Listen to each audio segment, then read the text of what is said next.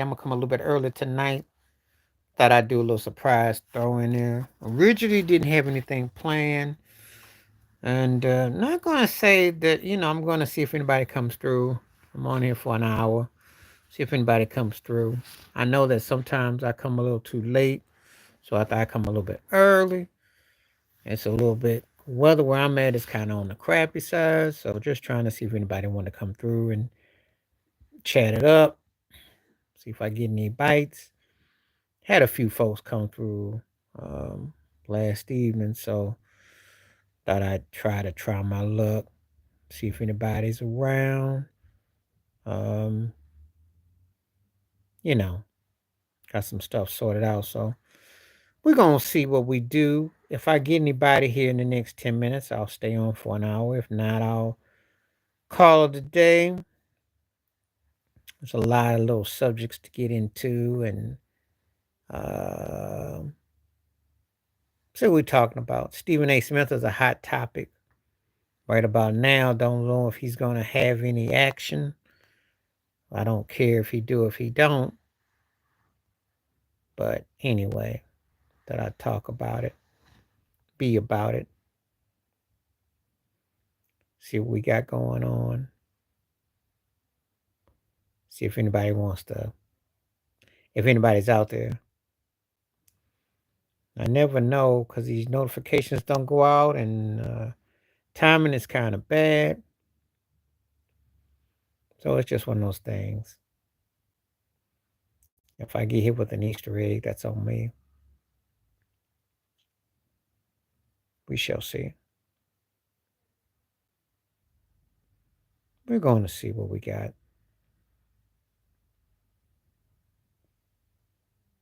So it's a lot of little topics to go through, a lot of subject matters. See if anybody come through. I see somebody that kind of came through. See if anybody wants to link up and talk or not. Like I said, if I don't see nobody, it's gonna be um 10 minutes of freestyle. We're gonna see what we're working with.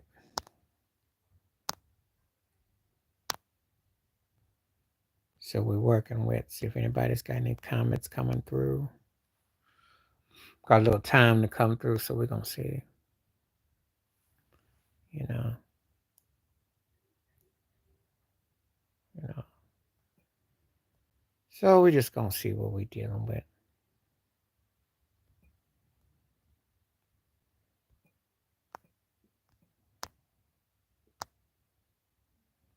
Was waiting to see if I see somebody coming through. Let's see.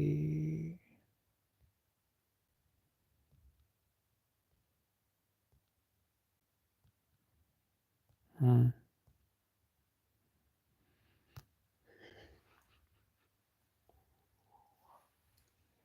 Just waiting around. I know it's a little early, but it's better late than no.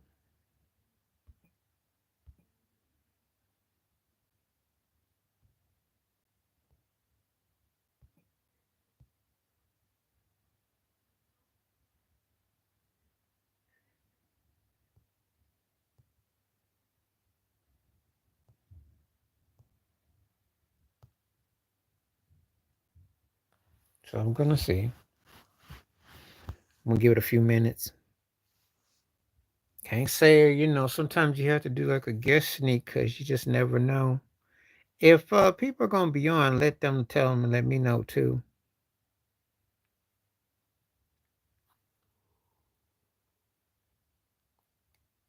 Because I never know. People got different time zones, different plans, different agendas. So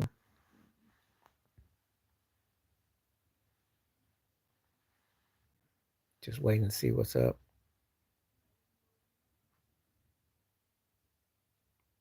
And sometimes I'm not get the wiring and everything. So I keep seeing somebody coming through, but I ain't seen nobody coming through. So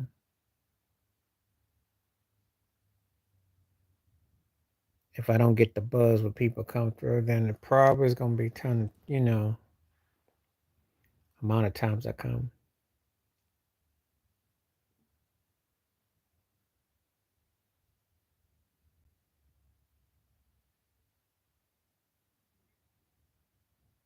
What's up? What's up? I thought I'd come on a little bit earlier today because I was on a little bit later yesterday. So I thought I'd come on a little bit early because I got like an hour or so. So I thought I'd come on. And I was on yesterday. Had a few heads come through, but timing is everything. And I got a problem with these YouTube. I saw that. I'm not touching that. I like Michael Thompson, what I remember as a player. I'm going to give you this because Michael Thompson predated you when he played for the Lakers. He was a good role player. He had his place. He got hooked up with a position. And he's kissed the ring. That's what it comes down to. You know how I talk and you know my takes. He kissed the ring. He's kissed that Laker oath. He went to Hawaii with Magic and Pat Riley and Kareem and all them and Kumbaya, and they gave him the, you know. But see, Clay is his own man. Clay, I already did my video. I did, and I already said it, but I'll say it here live. There are multiple elephants in the rooms why the Lakers are so dysfunctional. They have a generic owner. She's in over her head, aside from marketing. They got a general manager who really ain't that equipped to make moves. He ain't Jerry West. They have a diva NBA superstar who is on the last legs, and he's still trying to hang on like he's top dog, but he really should be the third wheel at this stage. Because LeBron should be more like Porzingis at this stage, like a third option or a high second. But he can't because the so-called number one option, which is the elephant in the room, is Anthony Davis, ain't playing his role. And then you have the recurring carousel of head coaches. Nobody wants that job. And then LeBron brings his son in. And it'd be one thing if you got a piece, but this is your highlight reel. Not good. So Michael Thompson coming from that old school aesthetic, well, I sucked up and took it in. Now you can too. Your career's coming to an end, you should too. Different era, different time. Yeah. Clay, my son, I'm very proud of him because he stood his ground and he won multiple rings. What else do you want Clay to do? What else you want Clay to do? So, but Michael Thompson's coming because he signed under the oath with the Lakers. That's what that's about. And I get what he doing, but he should have kept his mouth shut. They're not real. They're not real. Two things I'm going to say with this. His dad should have kept that in private, co-signed. I don't like when family members start talking about they like Derrick Rose's brother and Michael Parsons, all these people coming out here talking, and Michael Vick's brother used to do that and all that. Shut up. Just like Odell Beckham's father talking about I mean you just you that's not good. Warrior fans turn on Clay is so dumb.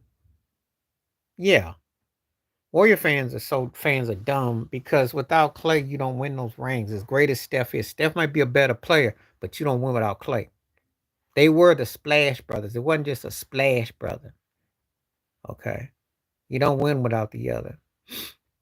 Now, they can be mad because Clay got paid a lot of money when he was not back to where he was, but they did win a ring. He had a hand in that finals run. He blocked John Morant from behind in that Memphis series. That seems like a long time ago. Ain't that funny how them 2 years seem like 20 years ago? Because John Morant ain't been heard or seen from since 2022. And Clay came back off those injuries. And he didn't look like much the last 2 years, besides spurts. And Andrew Wiggins has been on a milk carton. So, you know how Draymond fell out. So, no, the Thunder are making a move. It's the Thunder, Dallas, and Minnesota. That's it. And maybe we'll see what Denver does, but that's it. Nobody cares about anything after fifth seed in the West. It's the now. It's a new era. I tell it all the time. That NBA that you remember is gone. LeBron is not going back to 29. Steph Curry is not going back. What's up? What's up? How you doing? Glad to have you. Glad you through. We're not getting that era back. So as soon as these cats come to the realization that it's a new guard, you got a couple options. You either try to get someone on your team, or you try to go somewhere else, or you consider retiring. But you're not getting that run again. That's over. Well, because you don't have that generational kind of talent now, do you? Who that you see right now? Now, he's first of all, he need to get into the pool. He'd be more like Winnie the Pooh, brother. He ain't no he's not consistent, but it's a good look if he comes up. If Steph can find a way to get somebody and they can get deep and connect pieces, they might shock some people getting in the playoffs. But they gotta play better ball. They gotta get. Oh yeah, it's a smart move. But no, you don't have the Steph Curry, LeBron, Durant, even Kawhi Leonard situation. You tried that with Giannis, and you can't just put anybody with him. You could get away with that with Jokic. Boston is a different situation because they got two pieces of the same pod, but neither one of those guys is cracking the top 5 as far as best player in the league. So that's a strange mix, and to see it with Boston too. So you got a real interesting situation here. So I don't know if they're going away from the super teams. I just don't think there's no super teams you can mix today. You don't have the kind of talent to do that. So you would have to go longer. I'm not saying that Jokic don't belong or something, because if you put a teammates around him, you could get something. Lukic, they went to the finals with a 2.5 man team. There you go. So it's not that far removed. It's just different. Yeah, Buddy here was treated like Tim Hardaway Jr. Ted knows about that. But Buddy, he did have that one game for the Sixers against New York. He had one decent game. Yeah, when the cat put you on the milk carton, and when Buddy Hield's got to sit down and Tobias Harris is out there, what's that tell you? What's that tell you? Think about it. Buddy Hield got to ride the pine while Tobias Harris is playing. What's up? What's that got to tell you? I can't make this up. You a Sixer fan, you can speak on it better than I can. Buddy Hield sitting on the bench, Tobias Harris out there. And you know how the four tops get down. Sugar pie, honey bun. I stay in my fourth slot. Stay in the fourth slot. Don't do nothing, Tobias. Just stay in the fourth slot. Score 4 points. Get your 4 million. 8 million. But you know what I'm going there with that. So, but yeah, Buddy got a chance to play with Steph. So that's a good look.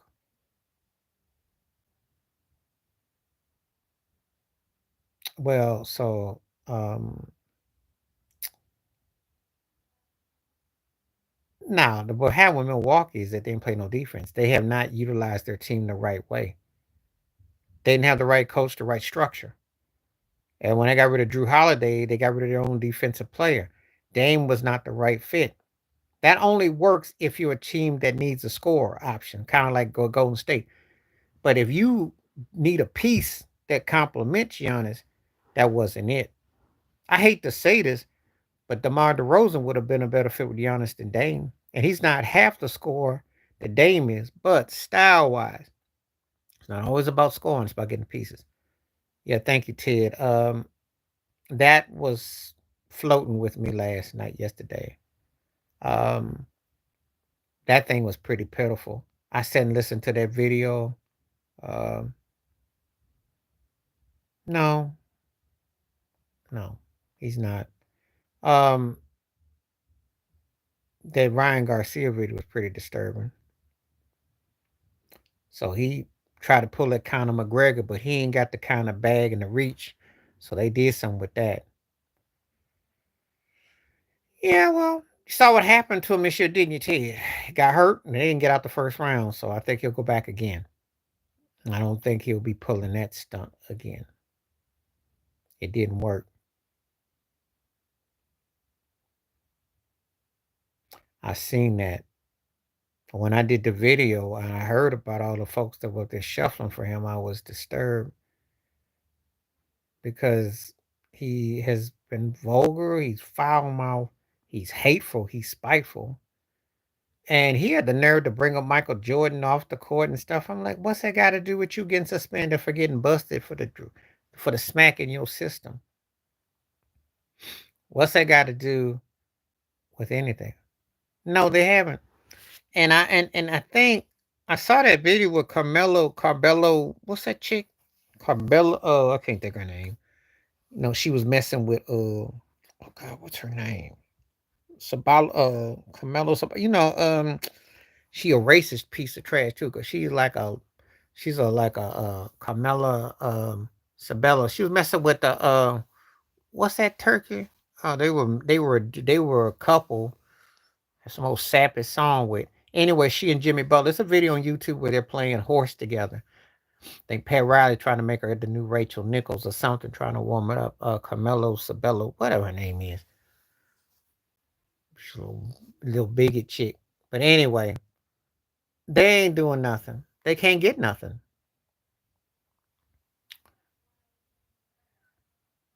They just got to decide what they're gonna do with Julius Randle. That's all. That's the key right there. That's it really. He's been hurt. They gotta find what they're gonna do.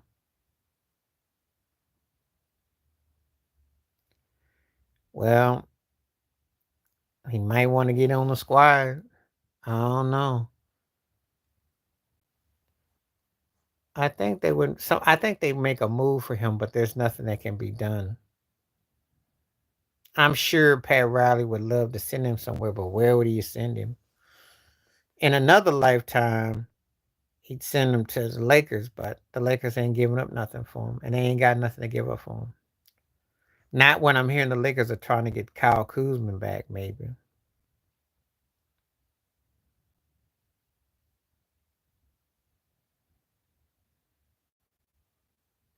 He's white. He's got the complexion, Jay Will. They don't care. Now, Ryan Garcia's problem is that he's not money yet. They're gonna probably clean him up. I mean, they always take care of racist folks. Look at Morgan Wallen, the country singer. He's still doing. Oh, here you go starting this up. I gotta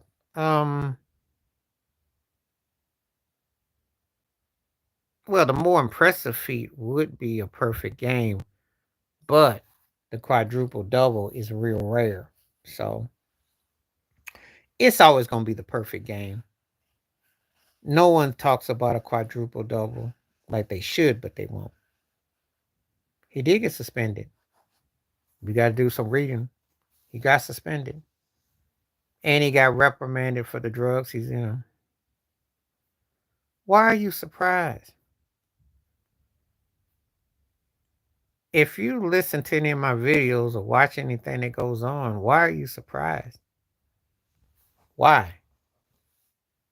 Do you realize how racist the system is? I talk about it every day. I mean, they don't care about black folks in the system. They give a budget because it's about the bag. He didn't shuffle, but he already said a long time ago that he said it's all cosmetics in Hollywood. He said that a long time ago. He said a lot without saying a lot. They're not alienating the consumer. Mel Gibson is seen as this strong white Australian man, okay? And he is not being held. Well, not really. I wouldn't say that because he speaks, but he ain't said nothing that them folks turned on him. He's done his movies. He does his job, but he ain't exactly, he ain't getting ringing endorsements, but he's not exactly being cut out either. It's a fine line. They have not alienated the consumer because they don't hold white entertainers to the same as they do black. Did you see Mel Gibson have to? Now, even though he didn't assault nobody, which he did threaten, did you see Mel Gibson go through the same kind of stuff that Will Smith went through? Okay, I don't want too many questions about this because we did this last night, and um,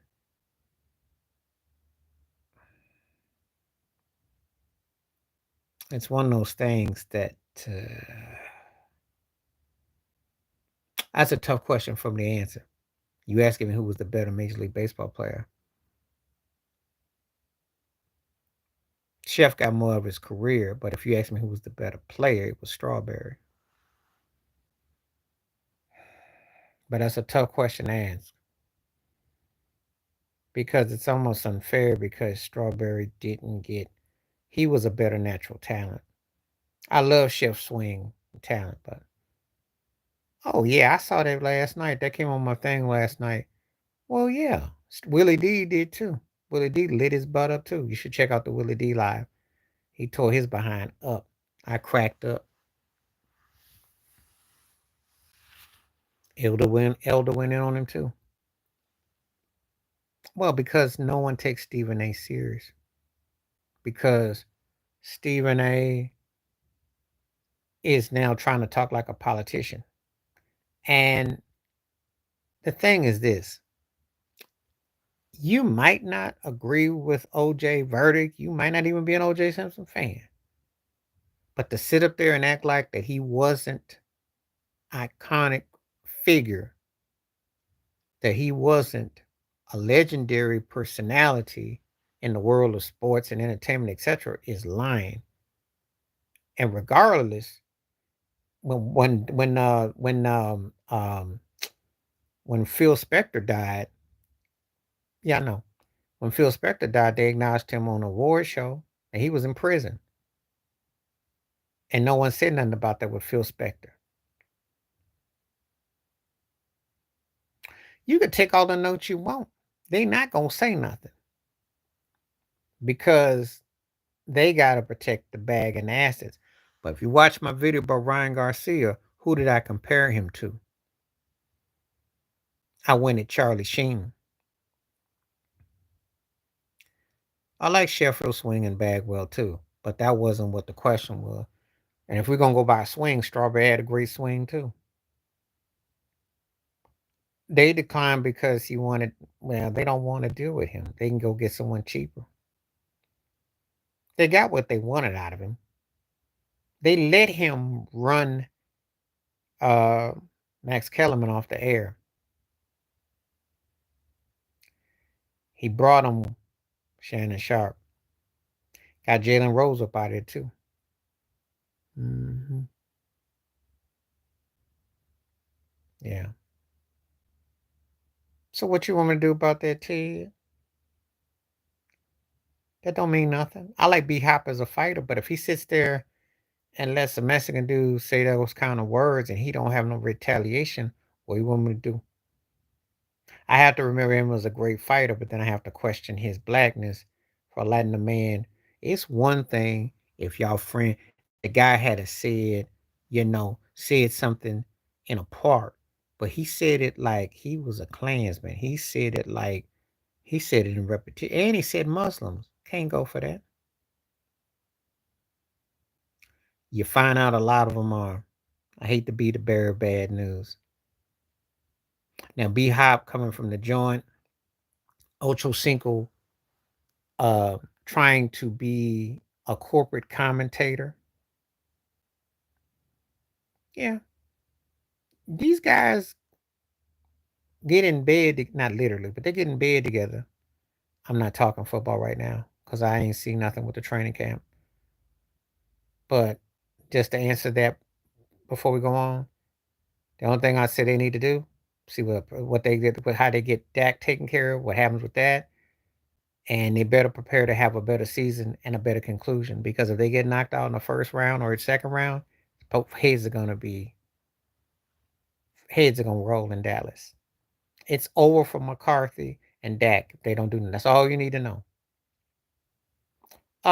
Yeah, I know you know, but yeah, especially in the land. Oh yeah, oh yeah.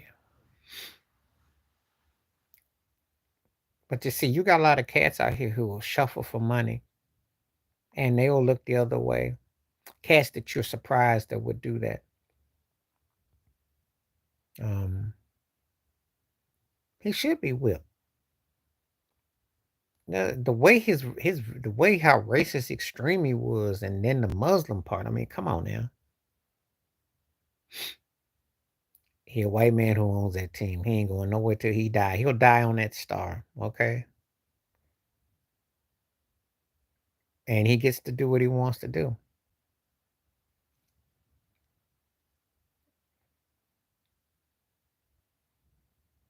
That's a hardcore Dallas Cowboy fan. Well, yeah, because that was just like crackhead logic. I mean, you did get a ring. Barry Switzer does have Jimmy Johnson's ring on his finger, but when you got a chance to dominate, could have had could have had half of what you did. You had half of what Brady and Belichick them had. Ted is speaking the gospel truth, and I told you about Ryan Garcia. Um, and they're not gonna win this year either. As I remember when they won. Um, you got that right. He, yeah, but he pulled a Conor McGregor. Conor McGregor did the same thing. This ain't nothing new. Except Conor McGregor was more established and had more success. And Dana White still cashes checks for him, still puts him out there. The same overexplosive temperament, racist rhetoric. That Herschel Walker to me is like I equate it to like Kunta Kinte because he was a root that planted all the seeds. You'll never see that again. NFL never let that happen again. Herschel Walker should have a statue outside the stadium, and he should be able to get 10% ownership because without him, none of that comes to pass. You got that right. That never happens today. Never. That was back then, and I remember that like, wow. The NFL outlawed that too. The closest thing that you get today is like what, Rudy Gobert from Utah to Minnesota?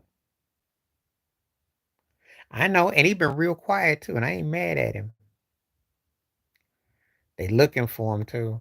Herschel's like, I don't know what you're talking about. I ain't mad at him.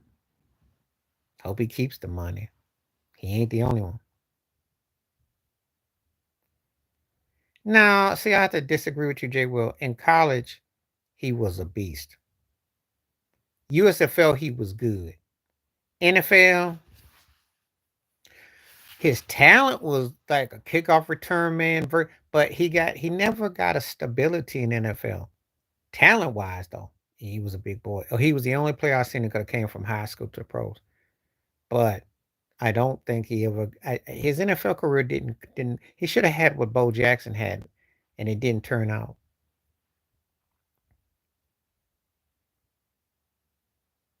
No, he's not underrated. Um, yeah, hang on to that money. I'm Herschel. I don't turn down nothing.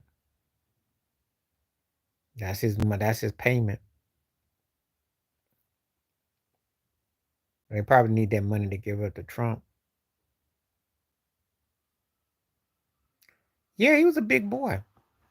And he was and very athletic. Yeah, you mentioned it. You recommended, so I did it. It took a little while. I had to because your examples of Randy Johnson wasn't what I was looking for. I needed people that were younger and they prime when they did it, and then it backfired, like Bobby Bonilla, which I remember very well. But Bonilla still gets paid by the Mets as we talk right now. He just cashed a check, and he went to the Mets and he stunk it up. Only thing I remember him in the Mets is when he dissed that reporter Yeah, that one was, but I had to go outside the box. I didn't want to use your Randy Johnson one because Randy was old, and I had to get like which ones that, because actually, uh, I don't really think about them too much. I used to like Eric Gregg. I don't really think about umpires too much. Eric Gregg was one of the black umpires I used to like. No, no. Before you start talking about Kobayashi, he used to tear them hot dogs up. No, but it's an amazing tummy and amazing mouth you got. You know, I mean, you gotta be heckily special to do that. Couldn't pay me nothing. He would be better. That's a good question. He would be better. I answer that here. He would be better. You gotta remember something. When he played with Portland um against Shaq, he was pushing like 58. His legs were shot, and he threw better passes than Damian Stoudemire did. He shot three ball. He was taking it inside out. You gotta remember that. He was an old man when he played. His body was beat up. Oh, there's no question about it. They had him in his peak in his prime. They win a ring or two. But right now, Akeem still gets the edge. Unless Jokic wins another ring in the finals and repeat, then he moves up. But right now, I still got Akeem. But he ain't far off, though. What's happening? What's happening? He ain't far off.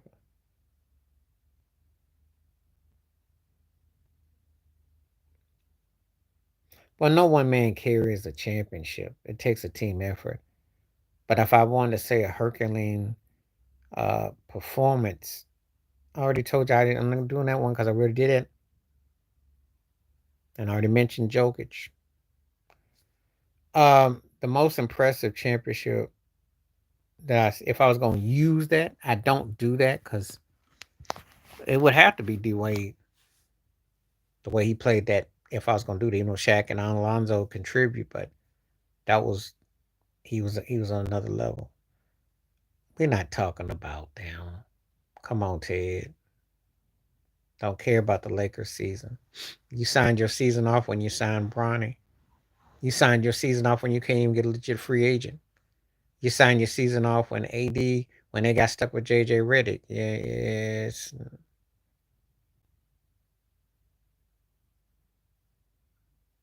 The 95 Rockets weren't carried by one man.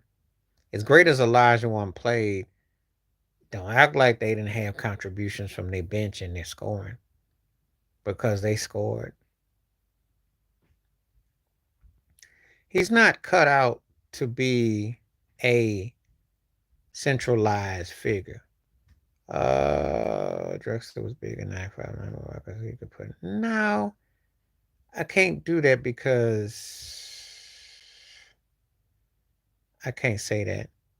None of the one of those teams were what I call a one man team.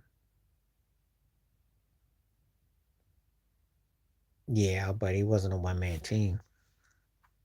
They had contributions. They had a lot of luck go their way. You hope. You hope. But Boston is not going to be in trouble. They're not. You said this before, and I'm gonna repeat you again. As you're a Laker fan, you're no, he's not. That's not gonna happen. Okay, Charlene Chung, thank you for coming. I like this. I didn't get your question because I had signed off, but I can answer it now. And welcome aboard, Charlene. Good question. Well, it was covered up. Puffy, Shine, and J Lo know the truth. That was an attack.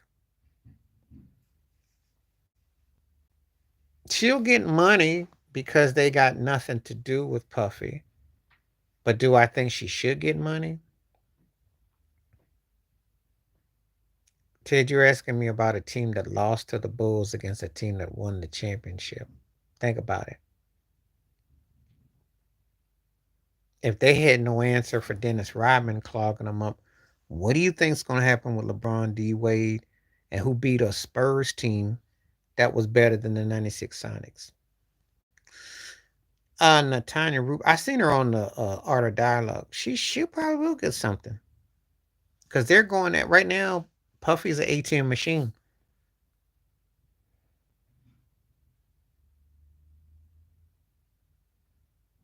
so I think she will get something out of it. I think. Please hit the likes too. By the way, if you're coming in, please hit the likes. Um, she'll get some money. I'm taking the 0-1 Lakers.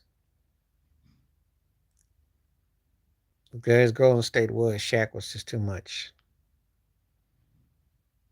And they only lost one game that postseason. So, but she'll probably, Charlene, to answer your question, she'll probably got a chance to get something now. People got memories coming back now, and Puffy's bank is, I know that 70 million coming if he sells that crib in LA.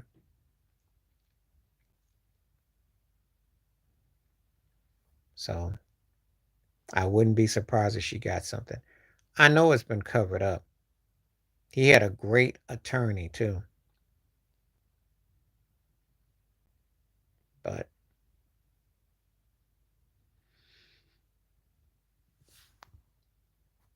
you know,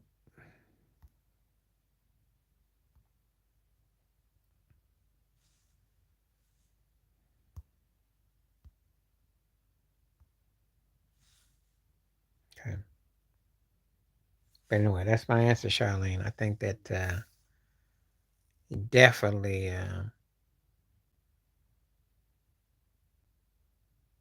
You forgot? You forgot who was my college team? You been coming on here, you don't remember who my college team was? You don't remember?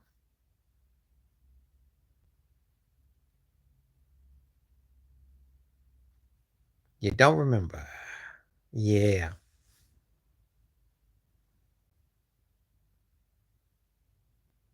I don't care what he do. And that's his choice.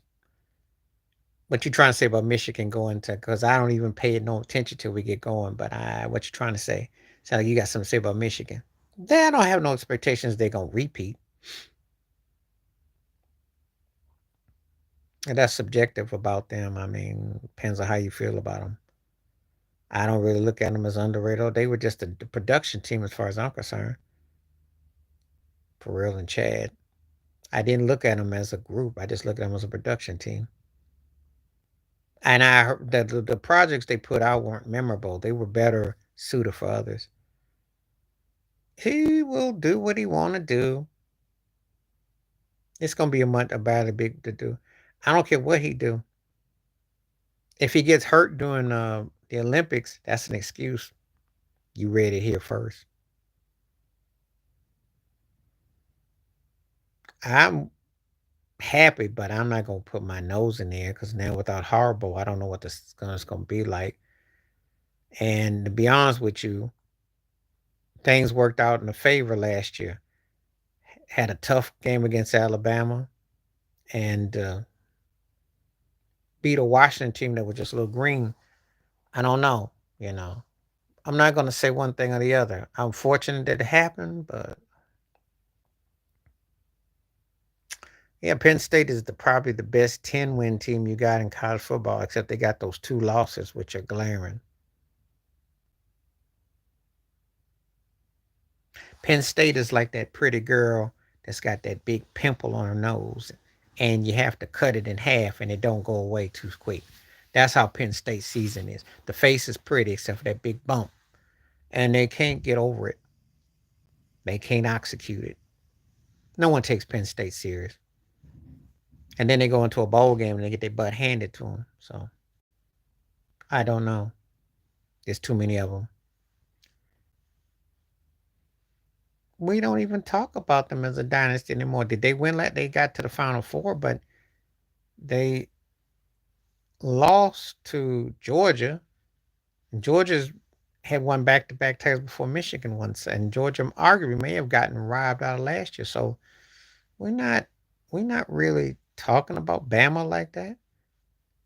But to their credit, they played Michigan a lot better than Washington did. And to their credit, they were still a Final Four team. But they're not going to be what they were. Well, of course. I mean, I don't like how he talking. And these guys talk like the college players are going to suddenly get paid like they get paid. If I paid a college football player 10 to 100,000, your college coach is making millions. Big difference. Plus all the incentives and the tax write-offs. Who is Nick Saban kidding? If you know anything about the colleges, they they pay those guys per diem. They go out recruit. They have expenses paid. Saban doesn't have anything to worry about as far as expenses. He's just being greedy. It's Michigan, but they suck. So next question. But he don't tell the truth.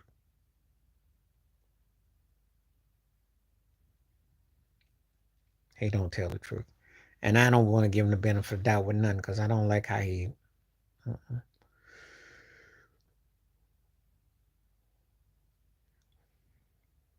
No, not at all. He did that already, and he sucked. He didn't work with Popovich, and he getting old.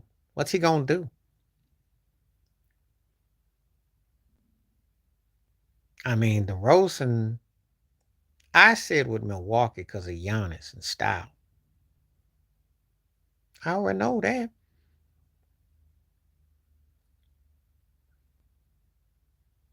Do you believe Michael Jackson was in number 50? What do you mean by that, Charlene? Explain that. They do. Oh yeah, yeah, yeah, yeah, yeah, yeah, yeah, yeah, yeah. Yeah, he was. He took out a lot of loans. He had expenses. He lived a lifestyle. He yeah, he invested. Some things didn't come to work. He spent a lot of money on studio time. He went traveling. He used all that money. You know, he lived high on the hog. I'm not condoning it, but at the same time, I'm gonna tell you something. Those places don't put that kind of money invest in you if they A can't get it back or B they know that you're not capable of being worth it. So that's why they had no problem with that. He was a rare anomaly for a black man, even for white dudes that had that kind of look. Top three rappers as far as what? What's your question? All time or now? What are you talking about? He was smart. You know, he was always trying to recapture his childhood, and he was always trying to, you know, I guess the top three now. You got to go Kendrick, J. Cole. He does deserve more respect because without him, he opened up doors. He broke down barriers, and people don't understand how racist it was 40 years ago with the industry.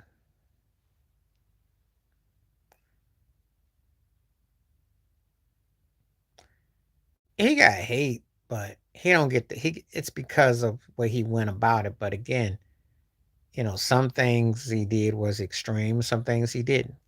But it's a tough business. You want to have careers, you have to be ready and prepared. It's a tough business. It eats them up, spits them out. No, he's not. He's not. Okay, let me ask Jay Will's question. Hey, give me an example, Jay Will. Who's an example? I need an example.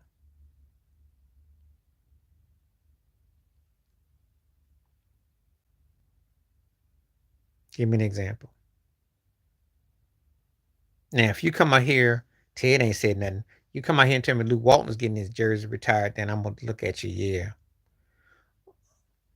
But, you know.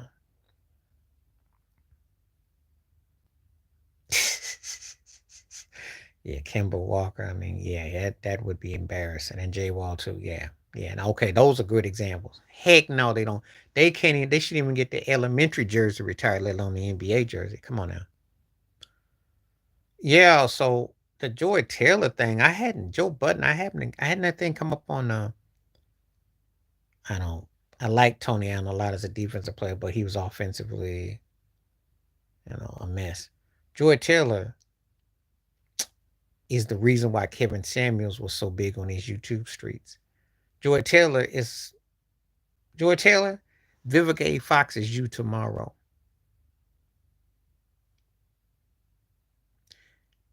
And Joy Taylor, it's like, look, let's get the elephant out the room. She worked with him and she worked with Colin Coward too.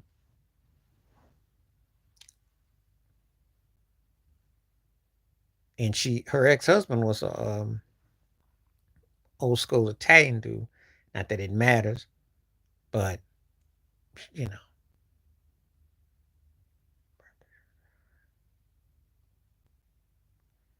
he should be retired there. There's no question about it. You grew up back then, you knew about Air Canada, you knew about Vince.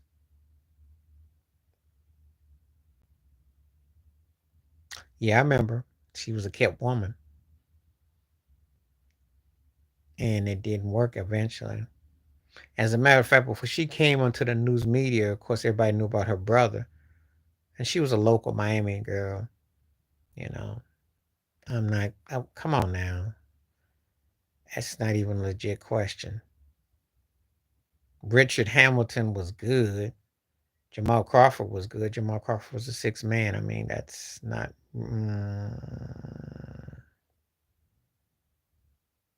Yeah, because he tried to mac on her. He wanted to make her a kept woman, his little pet. People don't talk about that. That was blatant. That was blatant what the herd was doing. See, sometimes he be acting like one of them old, like he's a broke Billy Bob Thornton. He kind of look like Billy Bob Thornton's like fifth, sixth distant cousin if you darken his hair, pretty much. Did I see Sexy Red at the B? You talking about the BET Awards? I see her everywhere, and she always act like she drunk.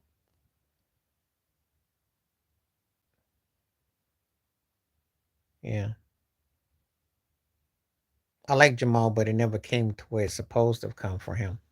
Had handles and he could score, but I don't know why his career wasn't more than it was. I don't go looking for Sexy Red. She always ends up on my screen for reasons I don't know. Yeah, but that's what the industry wants, though. 30 years ago, there was this chick named Boss, and the industry didn't push her. She worked at where she work at? She was it was some high tech. I don't know what it was, but anyway, they rejected her. Now they welcome that. It's just what's going on now. But she has an agenda, and people don't mind.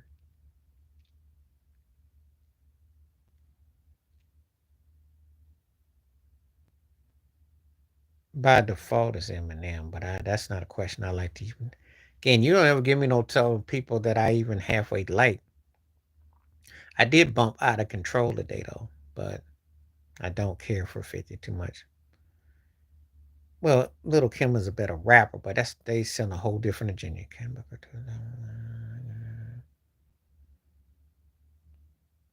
Probably 100 million. 100 and so 55 plus 55 is what? 110. So you have to double him. Barkley was an MVP. Booker did not lead Phoenix to a title, to a championship. Cat didn't. Didn't lead him to the finals. Barkley would get 110. But I don't even want to talk about how much they were. That was enough. They don't see nothing out there. They're kind of stuck. I'm sure they're looking at making trades, but they don't have no takers. See, when you say you're shocked, what you shocked about? Nobody wants Jimmy Butler. He's pushing 35. He's injury prone. He loudmouth. What? He ain't gonna win no chip in no Phoenix. He'll win a chip if he goes somewhere where he can be a sidekick. If I was Devin Booker and I wanted to win, and I want to do an impersonation, I'd beg to go to Golden State so I could say I'm a Junior Whopper Clay. But you didn't hear that from me. And if I was Devin Booker and I want to go with some firepower, I'd take my butt to Sacramento if I could. Take my butt to Denver if I could. Take my butt to New York if I could. I'm gonna stop making sense as Devin Booker. Yeah. What you mean they're not far from a finals run? What you mean not far from? They about what finals run are you talking about? At the finals run that I'm looking at, they are like a whole country away from a finals run. What you mean? They don't play no wait, what do you want me to give you the what they don't got?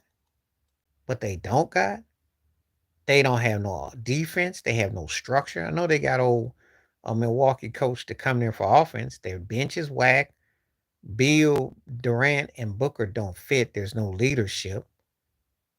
They don't have a legit point guard. What that if that's close to, if that's all, they're not beating no Dallas. They're not beating no Minnesota. They're not beating no OKC.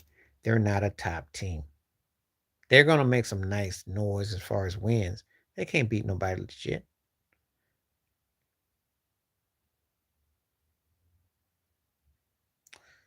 Well, that's easy for me because I seen them both, and I say Moses Malone. I seen what Moses Malone had with Calvin Murphy, Allen Level, Mike Dunleavy Sr., Robert Reed, rest in peace. Moses was taking that team to the finals. I am never going to see Kevin Durant with anything less than top tier, and that's how it is. So Moses on that one. Chris Bosh.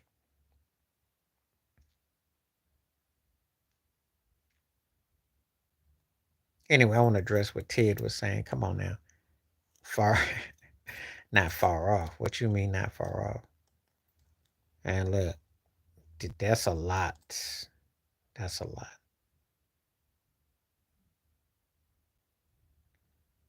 You gotta go with Jerry West. Sometimes you just know these questions before you ask them.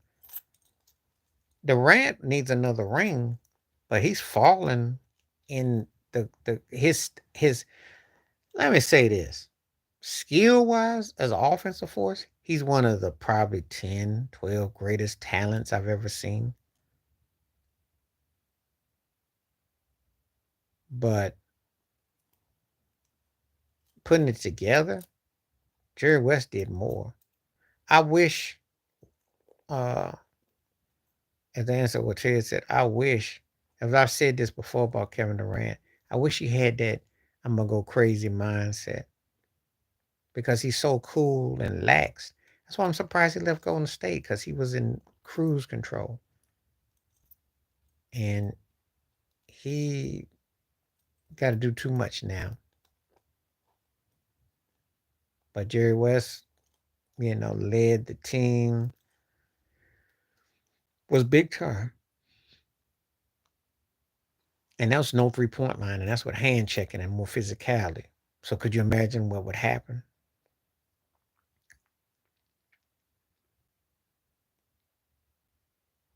He might have, yeah, well, I like it. Depends on what all they got left over. I hope they don't have to give up half their team.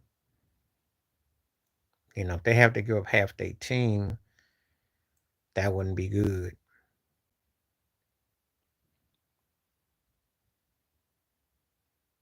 So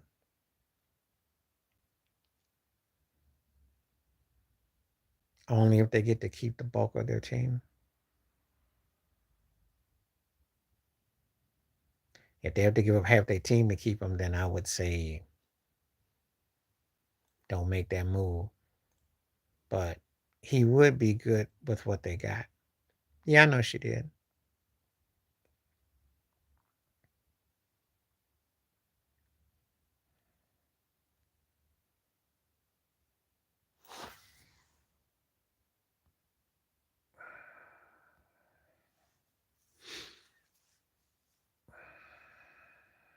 Let's see. Uh, shit, KD is not replacing Kobe. He's not replacing Dr. J. He's not replacing Dirk. Not replacing Moses Malone. Not taking Giannis. Um. Oh,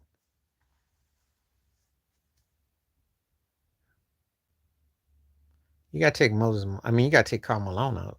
KD's got him beat. The Zeke argument is interesting. He's not messing with Oscar, Jerry West, Moses, Steph. Yeah, right, yeah. So yeah, you could take Karl Malone out. He still got Giannis right now.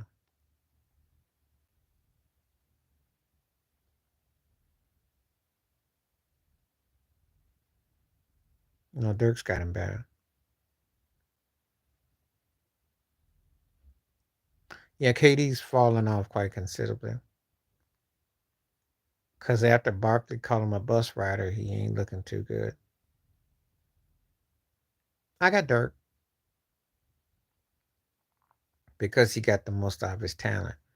You asked me the question who was better. If everybody got a ring involved with Barkley, but he don't. So no, it didn't. No, it didn't. No, it didn't. No, it didn't. How you figure? Without that, we'd be looking as one of the biggest overrated players ever. He'd be a guy who stat pad and he'd be looked at like Vince Carter. Katie barely. Joker's career ain't over. But if Jokic wins another ring and a Finals MVP, then he passes him. He leaves him in the dust. They're not that far from one another, but he does all that. He knocks Katie out.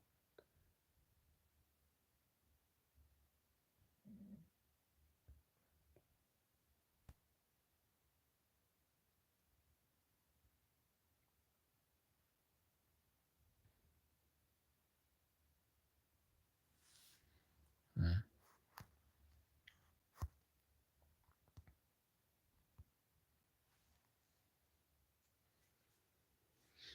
yeah.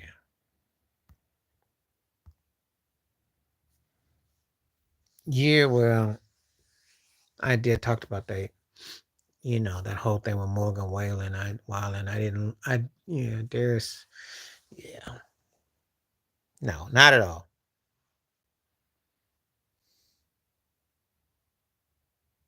Oh God, those are two guys I don't. Come on, JT, you got to do better than that.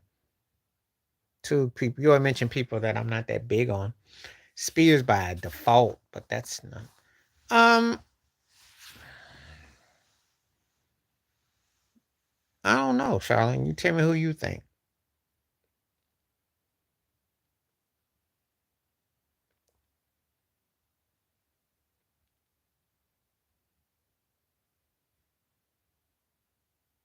Yeah,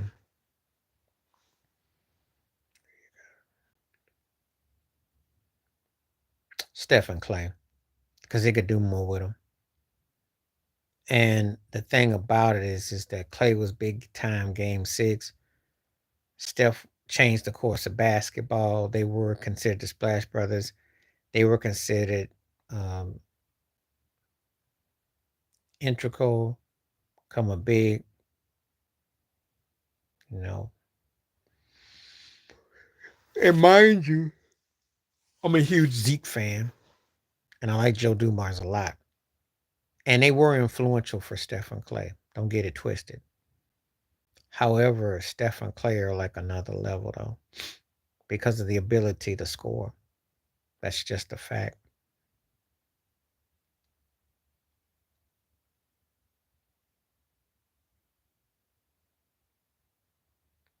So yeah, he did.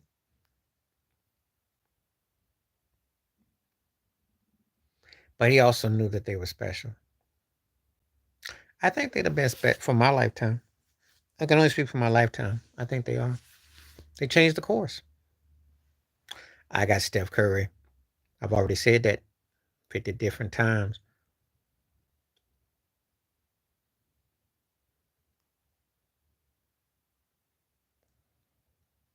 Yeah, they were groundbreaking.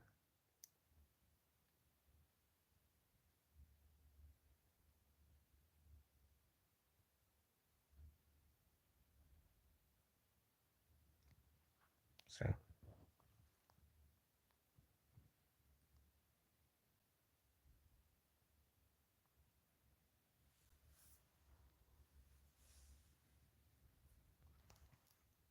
well, they've been pushing him.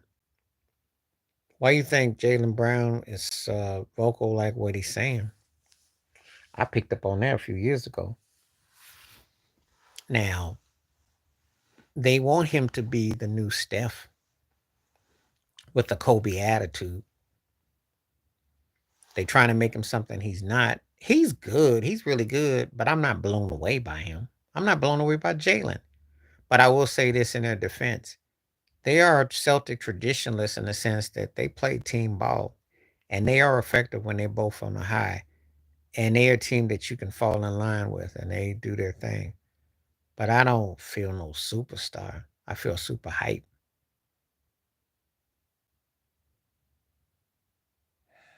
So,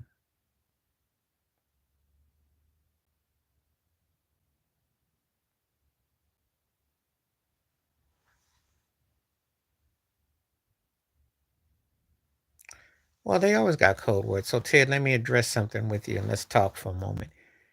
I don't know if you've been back on my thread about when I did the Barry Bonds, Pete Rose, Roger Clemens thing, but I had to deal with this cat on there that went on about Barry Bonds being mean to his teammates and all kinds of things. And I said, see, I know where this is going. This is code words here. Got a lot to say. Now, I mentioned to the cat about Ty Cobb. That cat didn't say nothing. Cat got silent. But you talk about you dissing Barry Bonds, it gets loud and ignorant. So, so, it's one of those things that they talk in code. No, I did the thread. I did that about the Bonds, Rose, and Clemens that you requested. That's on my videos. And the responses I got were interesting. Dude was defending Pete Rose and dissing Barry Bonds, and like, oh, okay.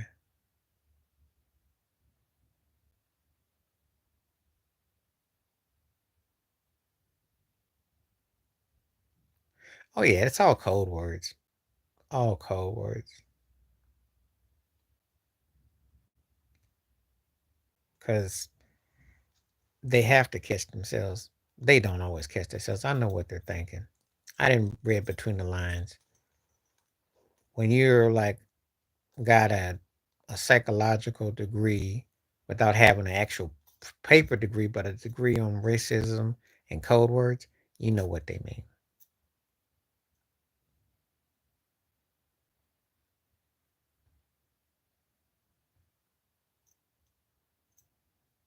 So yeah,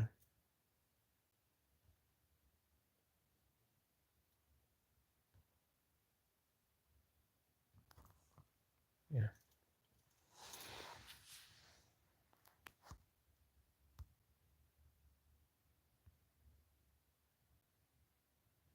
Well, it's because baseball's got some old antiquated rules. They want you to step and fetch. P. Rose's problem is that he messed with the wrong folks. That's what I think it is. And they want,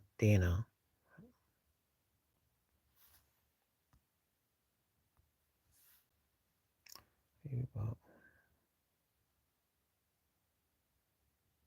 she is because Angie Reese has been named to the All Star team. Maybe mob related too, Ted. Um, and they push Caitlyn like she's the second coming. They've been this agenda. There hasn't been, um, it'd be one thing if her team was better. I'm gonna say this a long story short to you. Had she came into the WNBA as a winner, had she won a ring in college, if she had with Angel Reese's resume, then they never shut up about her. Then they would justify. But she didn't win.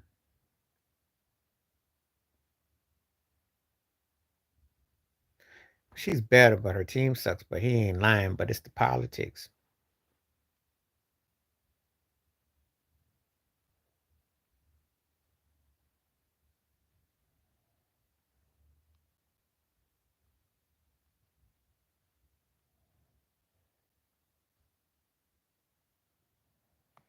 Something went down with people, but I just don't think that they are. It's kind of like the Taylor Swift Beyonce thing. She may have played her.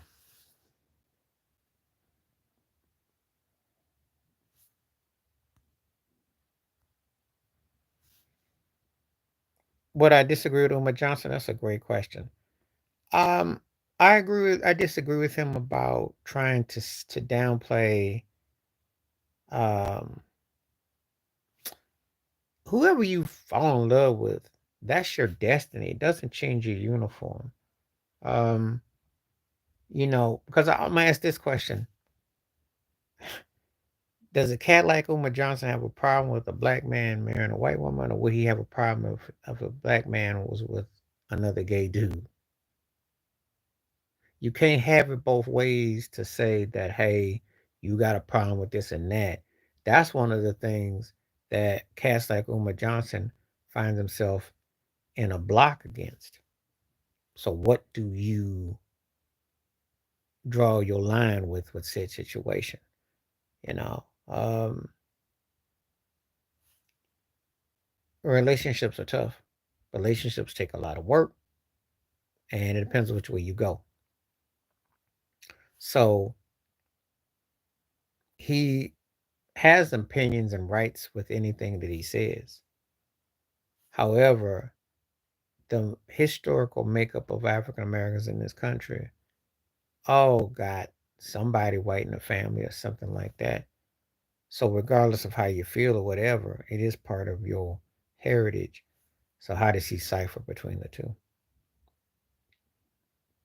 And so I have a problem with how he has to put that out where he's gonna to that for people who have interracial relationships or people who are in the same situation. That Ben, Ben was better.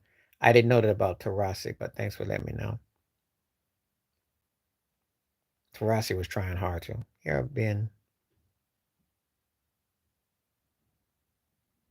Breeze had great stats, but he wasn't a finisher though.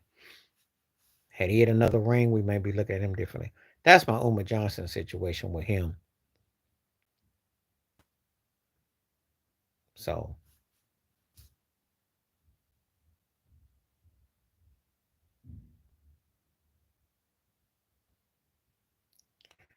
I agree with you there. All white folks are not racist. I've met some. I've met some. Let me profess some deep, profound ones who conversation with and spiritually have been very good. A lot of them are though. I will say this: a lot are though, and I'm gonna tell you why I don't. I say there's some good ones, but a lot of them. Where I'm gonna split this Charlene and with Ted. Ted ain't lying about the most part because if they weren't, they wouldn't justify slavery. They wouldn't justify institutionalized systematic racism. They wouldn't allow. They would. Um, with the school system, with the prison system, with Hollywood, with the politics, with Trump and Biden, all this mess that you see. But knowing about reparations, knowing about getting America as one, getting these countries that they stole and colonized with people. So, um, no, not the whole group, but there's a lot of them that are though. A lot of them are passing that racist rhetoric down to their children, their grandchildren. You know, you see what Trump represents, you see what Kyle Rittenhouse represents. Somebody's talking. If your grandfather says, I don't like these people, and then the son says, I don't like these people, then the grandchildren say they don't like these people, how that's being taught. So, what we're still talking about is the same thing that people were having conversations with. Yeah, most. I'm not even arguing with Ted on that. I didn't say all, but most are. Because bias alone dictates, privilege alone dictates. You know, you are in a situation where uh you thinking that you're superior because you're told that you have privilege. Oh yeah, because they look white, even though he has African features. And you tell him that, and he about ready to choke you out and choke his own self out. Hmm. There's a lot of it. See, when we have conversations about topics like this, it's because things are happening before our eyes, and people don't like to talk about it. Oh, he would, because I remember when I was watching Professor Gates, um, Professor Gates on PBS. He had the Mexican dude on there, and he told him that he had African in his blood, and the dude almost choked. He almost um, he couldn't take it because he probably been spewing the N word. You gotta remember something. People don't be understanding stuff until it comes out, and then it's like, wow, we're connected. And so that's one of the things that it's problematic, you know.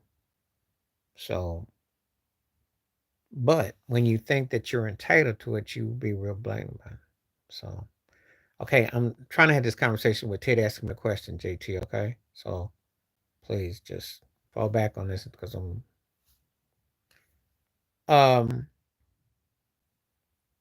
the Latino community has been very polarizing with stuff, you know, and some of them thinking that they can use the N word. Some of them thinking they can have a pass with stuff.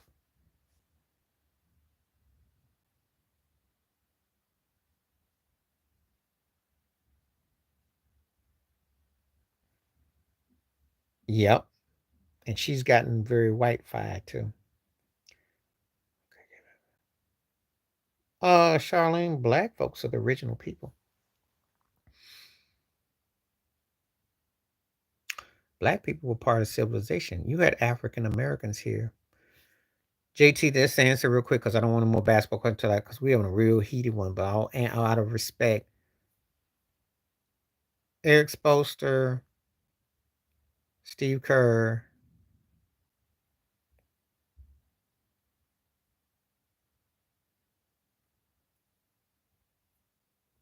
Tyronn Lue, yeah, of America, Charlene. Dang, I'm trying to think who are the coaches that I respect a lot that's out there. That's tough. Them three.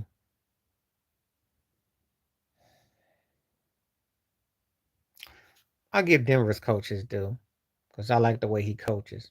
He just got to come up better in the second round, but I do like the way he coaches. And then I'd probably say I give Joe Mazzulla his due. He got a ring, and that's a big thing. He because he look like he. I like how he's got them. African Americans are. You do know natives are part African American that they all were in on everything, and black folks were Africa to start civilization. So there were black folks that were here in the United States. That doesn't ever get talked about. Everybody black didn't come from Africa.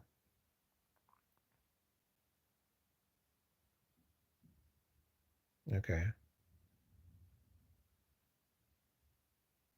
Yeah, but there's been mixtures of everything. The Cherokee Indians and everything, the Samoans and all that is African blooded people. And if we get technical, they were in on the slave trade too. So they all, yes, we do. That you go to a church building, you go to the school buildings, they whitewash everything. When you do the history about black folk and knowing that that African root is in every culture, every crevice of the world, but it's been whitewashed. Just like how they do the Egyptian pyramids and the pharaohs and how they do how they've distorted. So when they say that this is the person, but will they end on the trade too? When they say this is they're not poor and persecuted. I've been to Native American spots. They have their own lands. Some of them get caught up in. I'm gonna tell you where I was. Uh, oh yeah, he be Native American. Look at him, Samoan. Look at him, Semiamo. Look at him. His hair, his features. He looks like Ethiopian. Cause The Rock and Sade could be family, and Scottie Pippen too. If you put Scottie Pippen, The Rock, and Sade together, tell me they don't look like members of the same family. Yes. But what happens is when it comes to the new world, it got whitewashed. See, you're bringing up great historical facts, and I'm going to take it one step further. They don't teach this in school. Yeah, they are. But they got our root in them too. They got African pigmentation in them.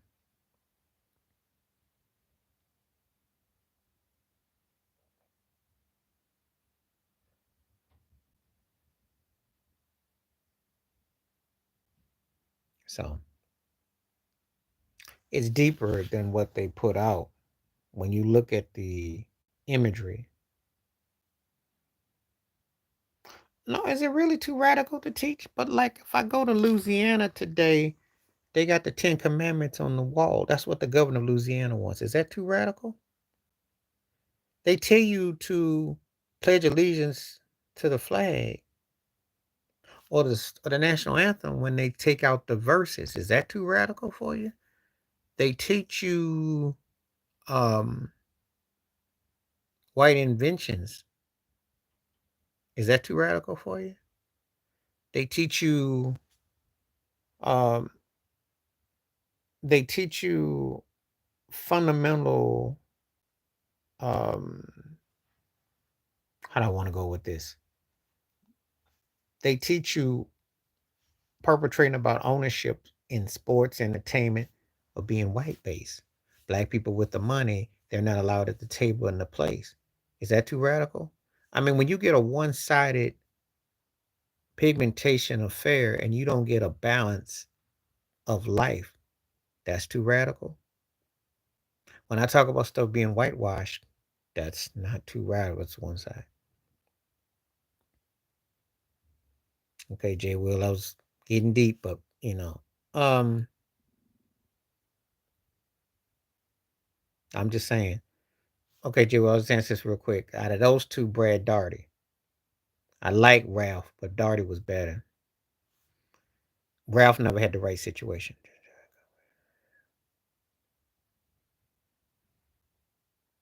Okay, if I pick men, I'm taking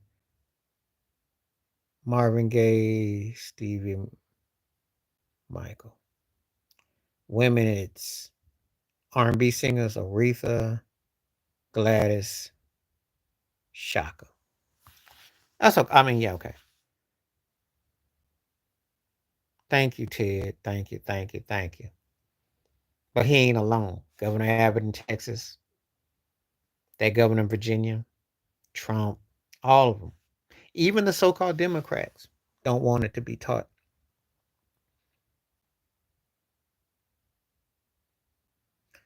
Well, they do that, Charlene, because they're being spoon-fed that recipe called white privilege. If I whitewash everything, See, one of the things that gets lost is somebody will come out here and say something dumb like, well, ain't LeBron James worth a billion? Ain't Tiger Woods worth a billion? Magic is worth a billion. Dr. Dre, Oprah, Tyler Perry. They'll throw that at you. She was exposed. We don't work together. People don't work together. They're controlled by a system that won't let you pull your money together. If Jay-Z's worth $2 billion, how come he can't own a team? How come he can't? He gets to, yeah, it did. And that's why I harped on it. And if you watch my videos, I made multiple Reggie Jackson videos. Multiple. I said, ain't this the same man that is near the same age as Joe Biden and the same age as Trump? And he got a story to tell you. He was a kid when Emmett Till got lynched. He's got a story to tell you. You ain't lying, Ted. Because right about now, Reggie Jackson may as well be O.J. Simpson to some of these white folks. They did not want to hear that. He dropped a boom, bang, boom. And I loved it. They think, well, we gave you a candy bar and you dated white girls and you lived in Rolls Royce and you were. But he played for the money franchise. He won. But what did he win? That's hard to answer, Charlene.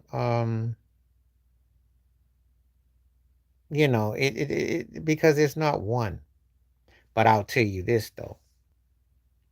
No one made more of an impact than Dr. Martin Luther King Jr. as far as grassroots and touching the ground, because he was a man that they have used and distorted in multiple ways.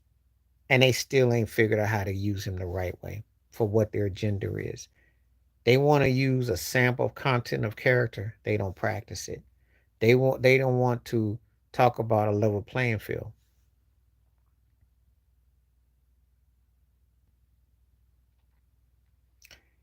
I'm gonna say this like I just said about the Uma Johnson thing. Reggie didn't lose his black membership. He still stayed in his same skin. He just loved who loved him. I dig them too as well. I'll show you something, Charlene. What's that say?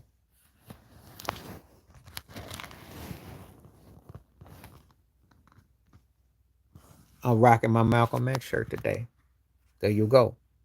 But I'm not taking nothing for what Dr. King did, because you had to have a Dr. King to pull what he was able to do.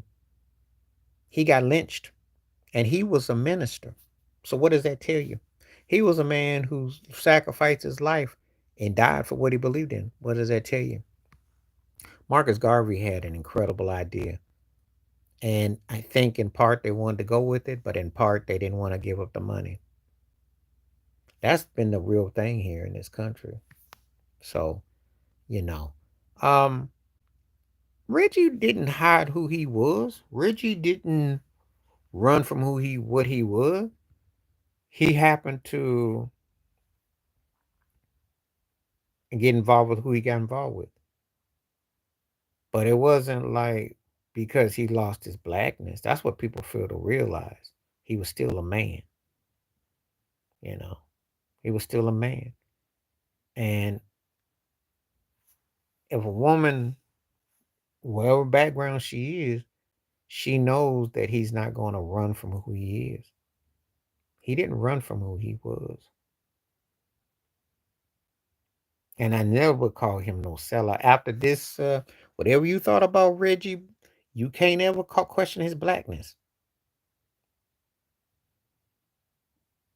Well, Clarence Thomas comes to mind, don't he, Charlene? And there's a lot of them too. But Clarence Thomas is like top of the food chain.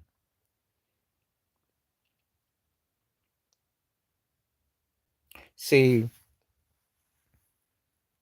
it's one thing. Okay, you with who you with. That's, you still got your uniform. But this guy, and believe it or not, he was into Malcolm X when he was a kid. He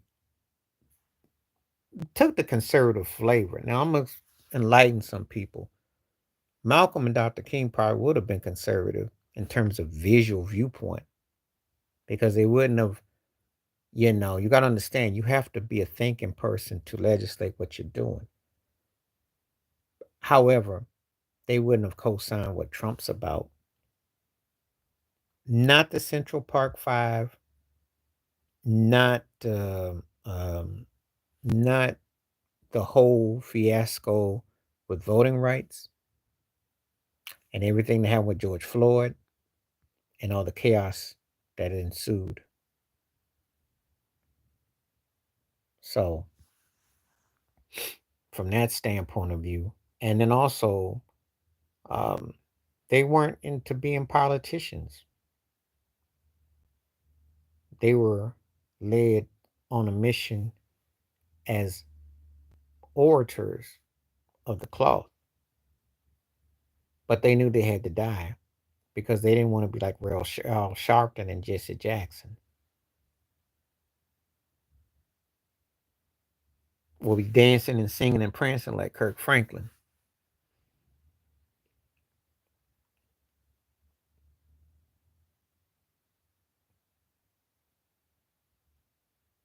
So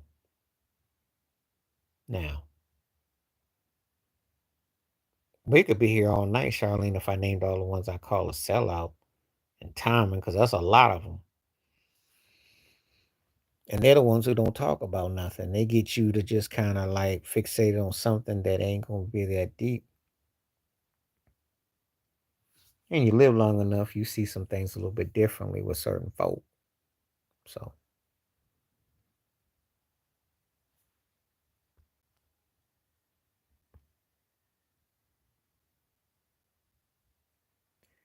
I used your quote today too, Ted. Thank you. Because I talked about Stephen A. Smith. I used that quote, and I did. It don't. He's up there crying to get off the ESPN plantation. They want 25 million. They ain't gonna give him nothing. They didn't work him. They didn't work his fingers to the bone. What he don't?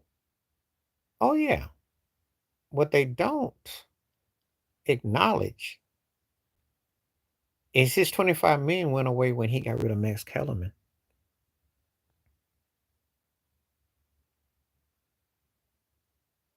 I never looked at Michael Jackson as Uncle Tom because I thought he done too many things that would say he wasn't.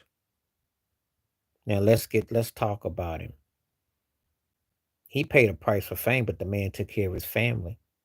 You 6, 7 years old and you taking care of a whole house of afros and heads from Gary, Indiana. Do you know how rough Gary, Indiana is? Do you know how hood that is? What we don't talk about, they moved to Encino, California. Did you know that when they moved to the Encino estate in their mansion and that property, them white folks signed documents to get them out the neighborhood? Did you know that? Okay, we're gonna talk about that. Thank you, Ted. So he dealt with racism in the industry. Case people forget, he was a little black boy from the South where growing up during he was you can make the case the most important black artist musically post civil rights. You can make that argument. And what he represented, because he had to incorporate the industry when off the wall thriller and the success when MTV wasn't playing black videos, when he bought the Beatles catalog. Everything he did was like, and he was doing things that whites weren't doing. Now, so from the black side of business and music, people called him a sellout for what he did with buying the catalog and the commercials with Pepsi and all that. But I didn't have no problem with it because he was doing it's a business. As you see now, ask these rappers like, what would Puffy's portfolio look like if he didn't have the uh, liquor and the clothing line? They'd have locked his butt up 25 years ago without all that. He had to have Ciroc. He had to have U Rock and La Rock and all them rocks and the Sean John because he was making no money in music because the industry don't pay you with your music.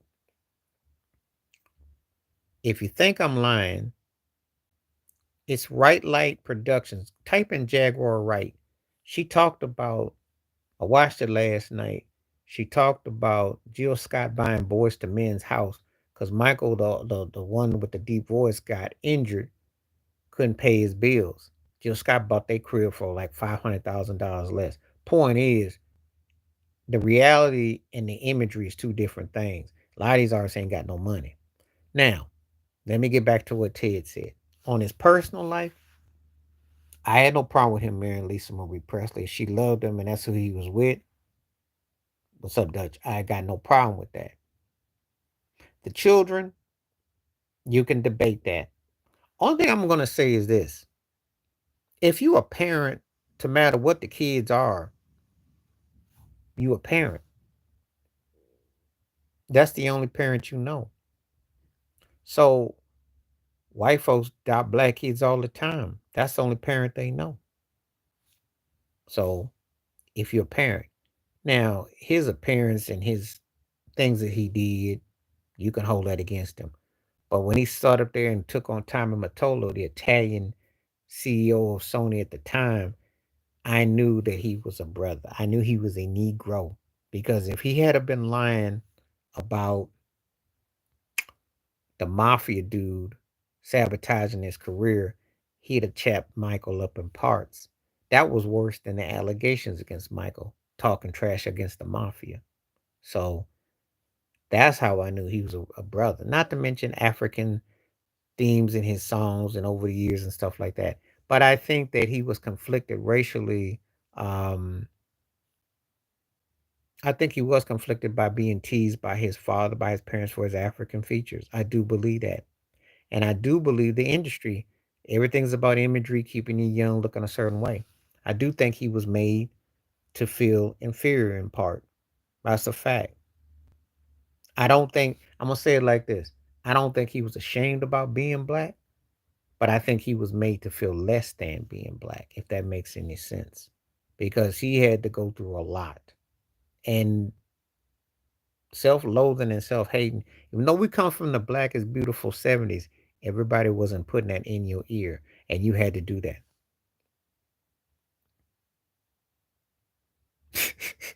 There's some truth to that, Ted. There is some truth to that. Especially when you see black kids with white parents and the hair look dry, the clothes look all, and it's no soul, it's no feeling. Yeah. And that's bad just on both sides. Nope.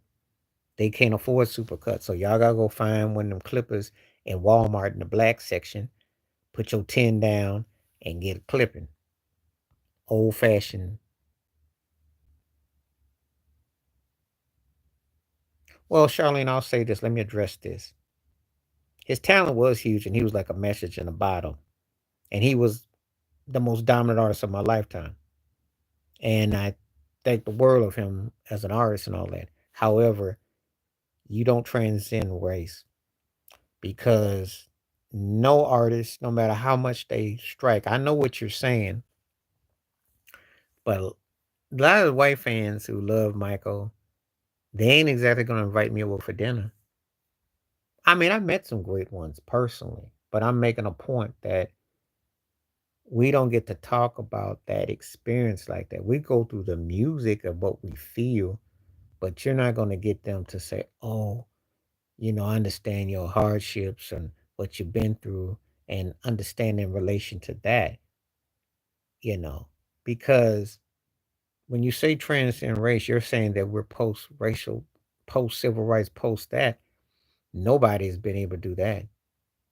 And he was as close as they came almost, and that ain't happening. Yeah, black folks, you know good and well when Andrew was growing up.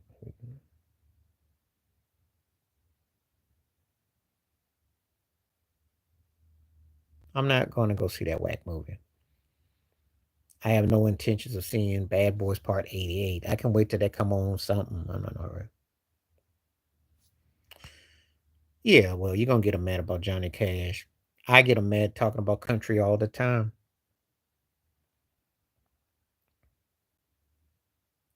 When he was growing up, would get to Aretha. Like I said, it was different. It was real hardcore segregation because he saw some stuff. A lot of people don't understand when Michael Jackson, uh, growing up in the '60s, depending on where you lived and the ruralness, you saw some real stuff. Well, because I don't necessarily want to see the regurgitated formula. I know it's good for Will Smith. It's good for both of them for different reasons. Martin Lawrence keeps himself going out there because he's teamed up. It's a black successful buddy movie, international, etc. Will Smith is like his probationary period, so white folks feel good that he's good boy again. They let him make these, kind of movies.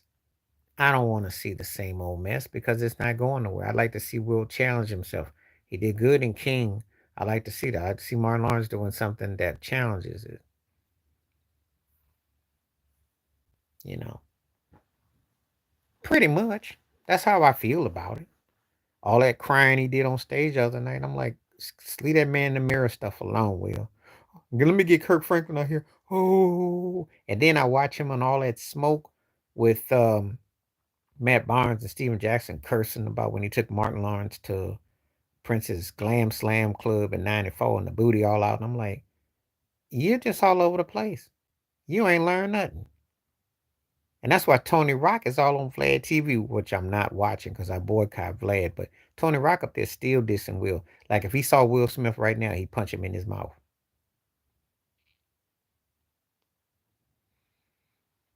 It won't.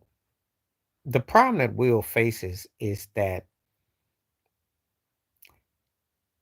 Ted will help me out on this one. And cats in the know are gonna help me out on this one. So fellas, let's tell Charlene the real reason why we ain't really on Will. It's because of that punch that he's got to deal with at home. That's the problem. That's the old news that won't go away. Not him slapping Chris Rock, but the one that slaps him at home. The one that slaps him upside his head with that Tupac poster and that Tupac walk.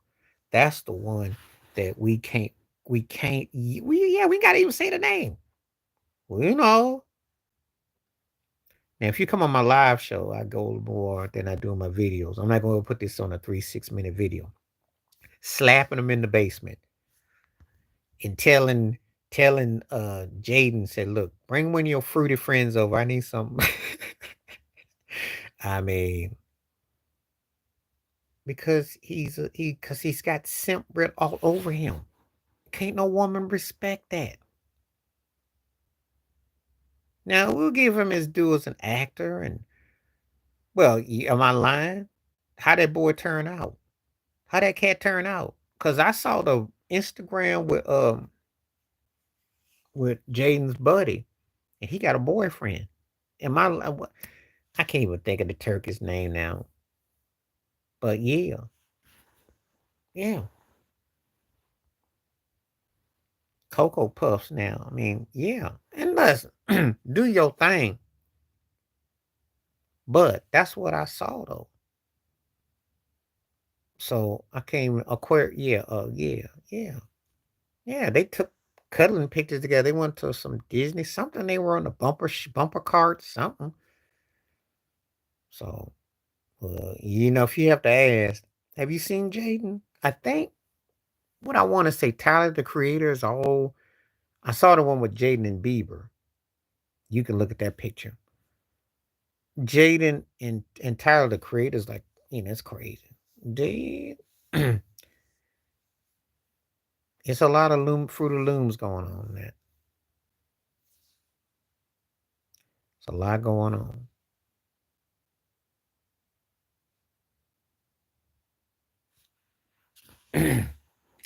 So Jaguar Wright will tell you too. If you watch Jaguar Wright, she tell you about that. Now, problem I have with Willow is that musically she's trying to be something. I don't know what is coming out, and she trying different things. But that I watched that Red Table show, and the granny was a freak. Jada's a freak. Willow, I mean, it's all freaky. So you know, but will crawl back to the massa, even with the Dwayne Martin stuff that was hot as Hades in these streets, because he's money for me. He ain't upset white folk like that. They took a few money out of him, but they ain't that mad with him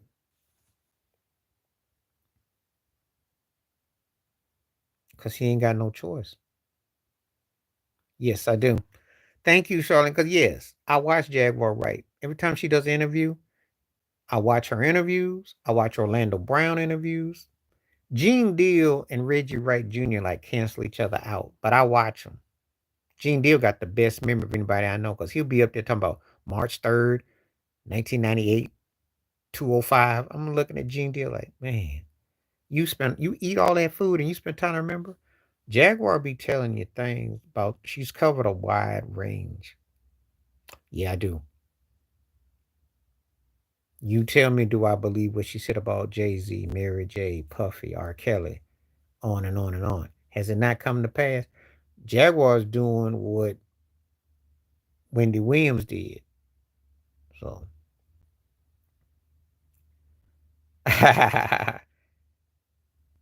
okay, Charlene, I give you that because Reggie is tied to Suge, and sometimes he'll be sounding like he's impersonating Suge, whereas Gene actually got more rounded. Reggie had some endeavors with the industry, but Gene is more well rounded. He had more of a rounded. It ain't that easy, Dutch. You divorce her, she's gonna take over half, maybe 75%. And divorce her and do what? You already got open marriage. Divorce and do what? Everybody know your business in these streets got so much speculation. Divorce and do what?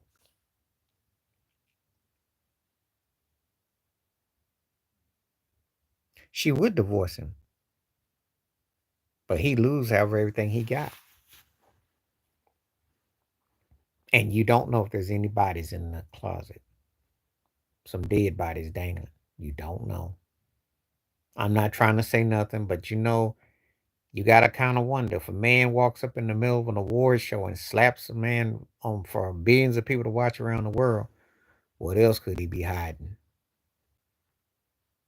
Oh, they exist, but they've been around together so long that yeah, well, we live now, so I'm just saying. You asked me about Will Smith. I'm like, yeah, it's something about him makes me uneasy right now.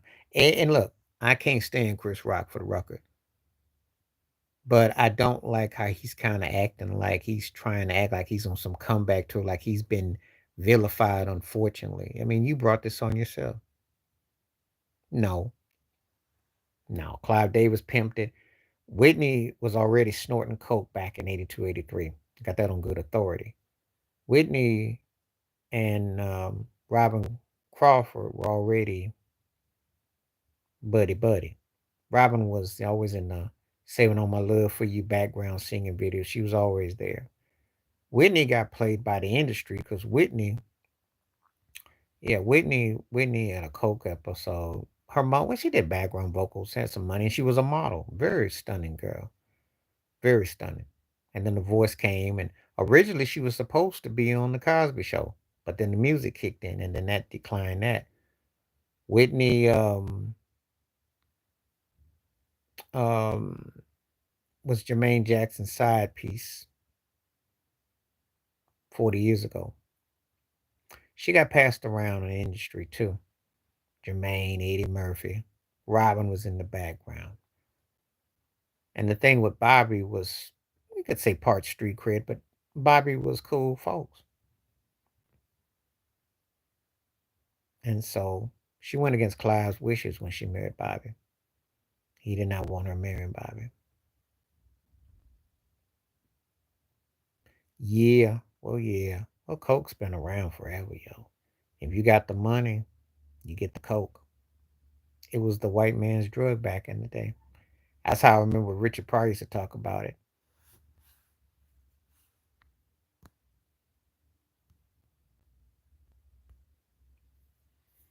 Nothing new under the sun. Yeah, it's nothing that some people celebrate it, some don't. She was close to Michael. I think they had a mutual kind of admiration. Obviously, she'd been involved with Jermaine, so it wasn't like she wasn't,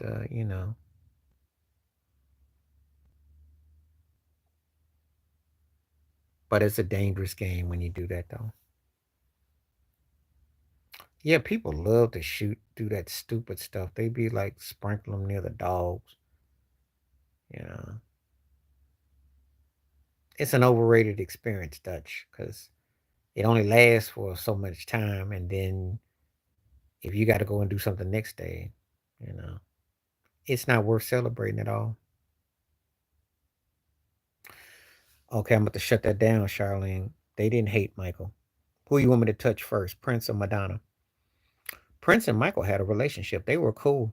There's a story that Lenny Kravitz, well, okay, Dutch, let me address that. Black folk in 200 years ago was not free.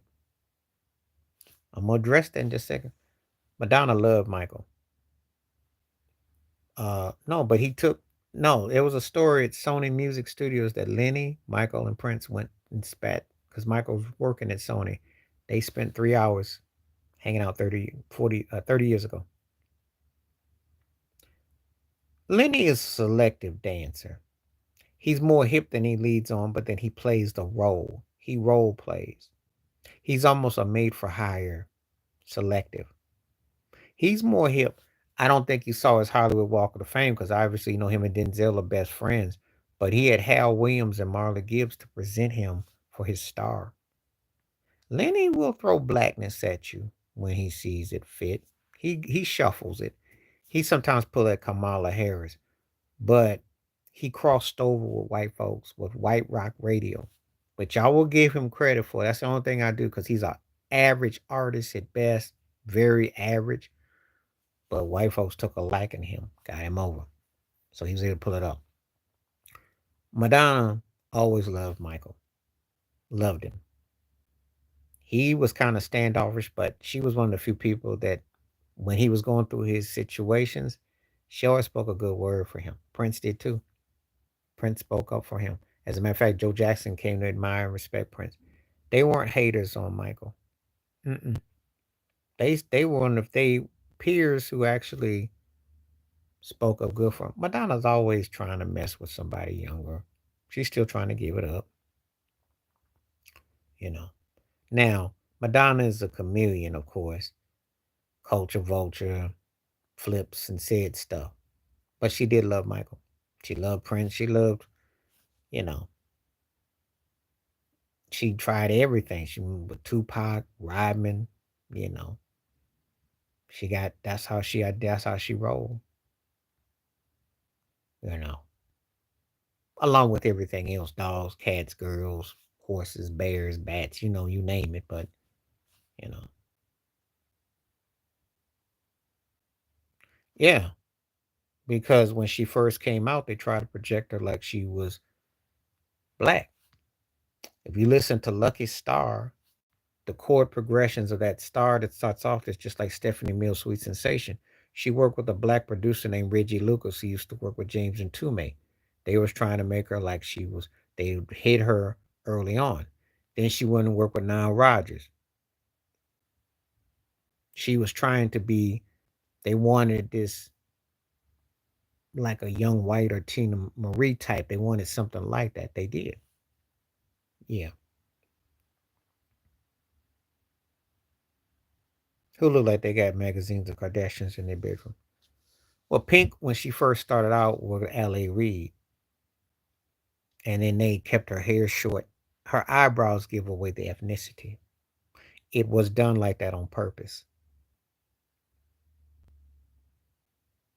Because now Rogers Pocket, he produced it like a very Material Girl, got that beat. But Jonathan Moffat, so let me tell you why. Material Girl, they had the same drummer that worked with Michael, Jonathan Moffat. No, Madonna grew up without her mother. and she was a girl that grew up in the hood. She from Detroit. She was 8 Mile before Eminem,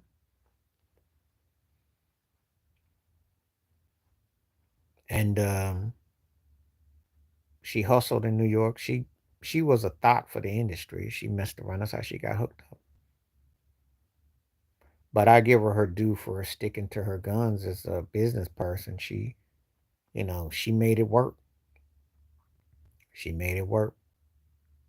She had a certain attitude and she wouldn't be denied. It can be rough if you don't know what you're doing there. The D ain't no joke.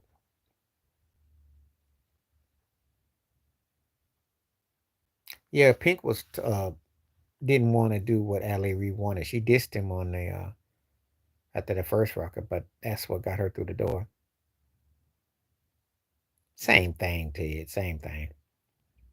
I know I'm gonna have some Mexican folks get mad at me, but when I say you're Hispanic, you may as well be black, cause you just one spice of the tongue and one curl of your head from being black. Yeah. Well, Madonna's greater. She got better catalog.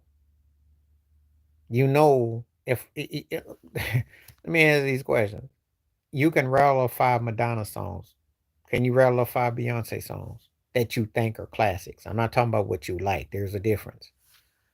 Now Beyonce's got more talent, singing wise, than that, but Madonna got the better songs.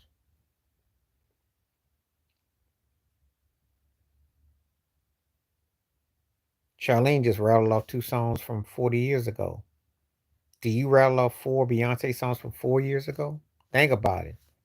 Charlene rattled off 2 Madonna songs from 40 years ago. Can you rattle off 2 Beyonce songs from 4 years ago? And that Lemonade, what else? Think about it.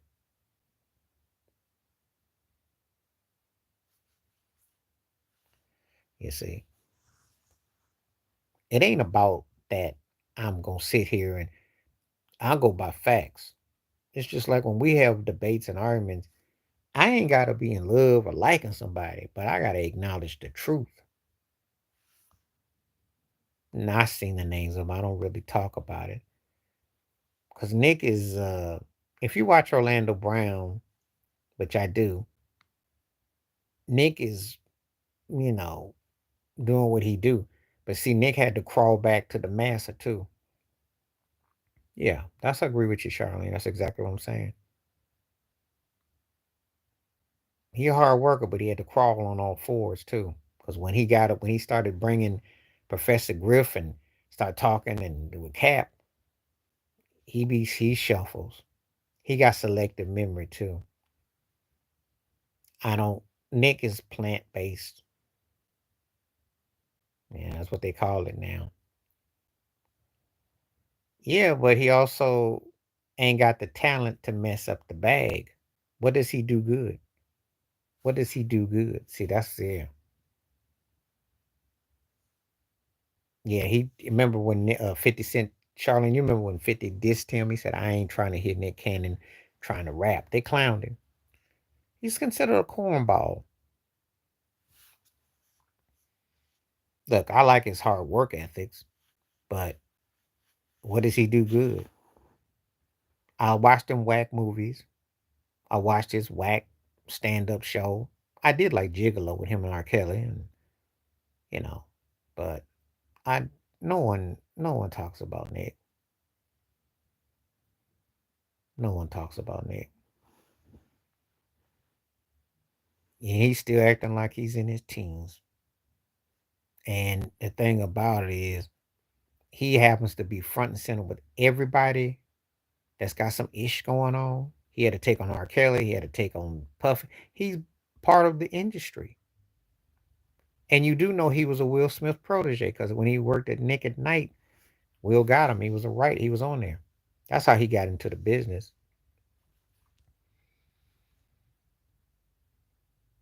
And don't be surprised if Jada sampled some of the supplies either. I'm just saying.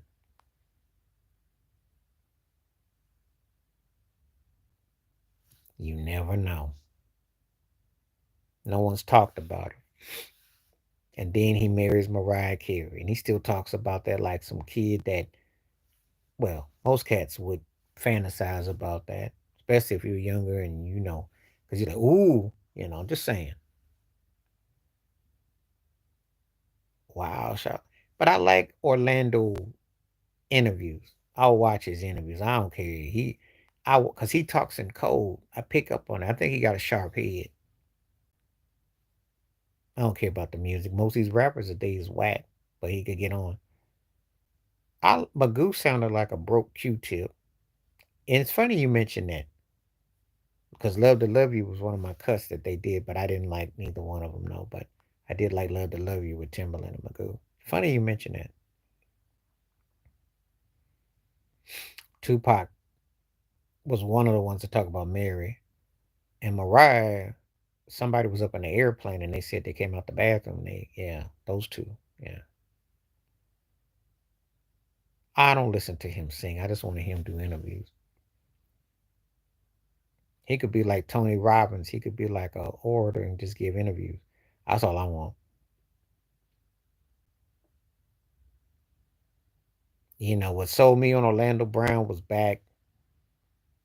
What was it? All right. Have a good night, DP. Glad you came through. Appreciate you, man. Peace. When he said that the devil came to collect and Prince had it coming. All right, DP. When he said that interview, it's on Vlad, Charlene, if you hadn't seen it. That's when I was like, oh, this dude is deep. The way he said that about Prince, he said the devil came to collect and he had it coming. I was like, woo. Because Linnell came behind and she was looking at him strange. But I said, oh, yeah. Peace out, Dutch. Oh, so Charlene, I told Ted about they smell. That time of the month, we know the female direction. That's what was reported. The story was that Mary was being passed around with Suge Knight and Tupac, and she sat on Tupac's lap, and then this odor came off. And then Mariah, which I've heard about too.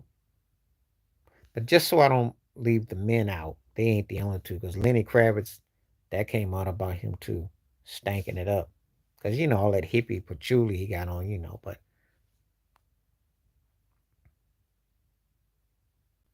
so yeah, that's what we're talking about.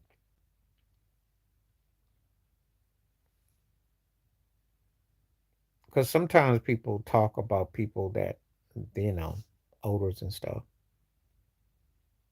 and that came up about it. That's all.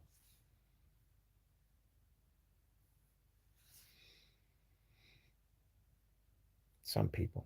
Yeah, it's kind of like you don't want to think about people like that, but that was a rep that passed them around. Not being hygienic.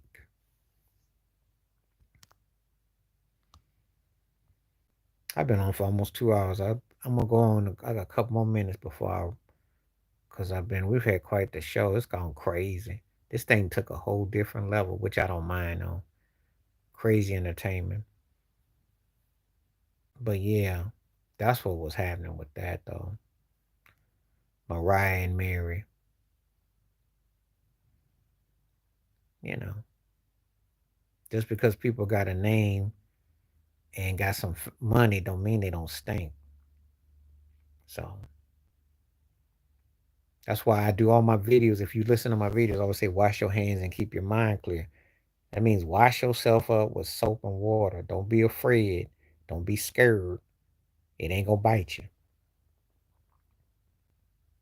You know, if you go to a mall or something, or you got a soap bar, use it. Don't be afraid.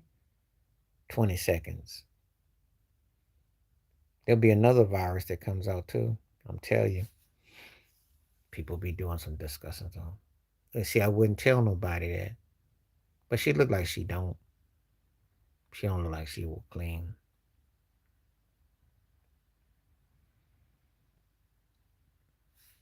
That's as funky as she gets though, cause her music ain't funky. So that's about as funky as she gets though.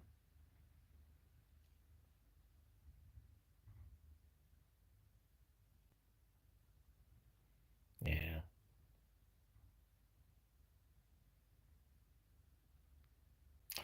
anyway, I ain't got much to say about overrated Taylor Swift. That's it. And the sad part is that's what people been pressing around about, talking about it. I'm like, y'all dealt with a pandemic, y'all dealt with lockdowns, and y'all ain't learned how to wash yourself.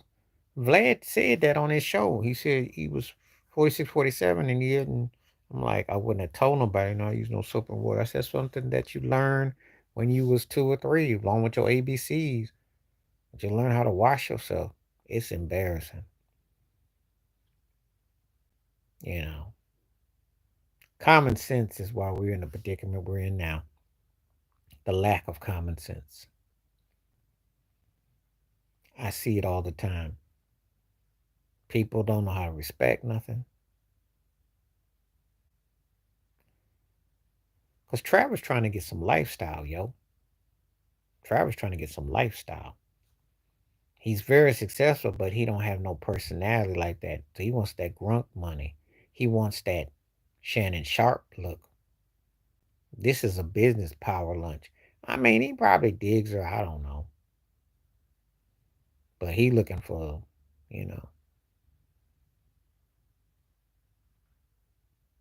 But if they ever break up, expect a 3 album set from her. It'd probably be like 3 big albums. Anyway, I'm gonna go ahead and call it a night. I will be back probably sometime this weekend.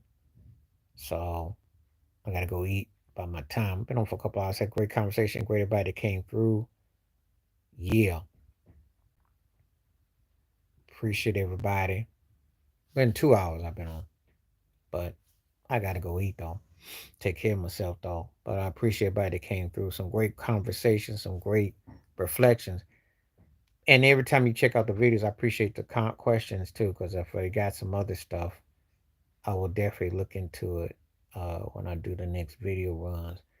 Appreciate everybody. Stay safe, stay blessed. Wash your hands, wash your hands, wash your hands. Check out that Willie D about Stephen A. He tore his behind up. I was cracking up last night watching it. And the Jaguar Wright about it's on type in Jaguar Wright. She talked about Boys to Men and the Jill Scott with the house and how Michael Bivins took the money from Boys to Men.